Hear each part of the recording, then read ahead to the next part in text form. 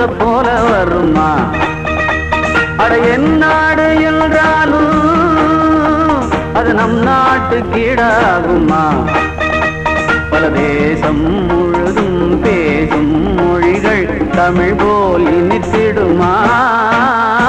சொர்க்கமே என்றாலும் அது நம்மூரை போல வருமா? அட என் நாடு என்றாலும் அது நம் நாட்டு கீழாகுமா?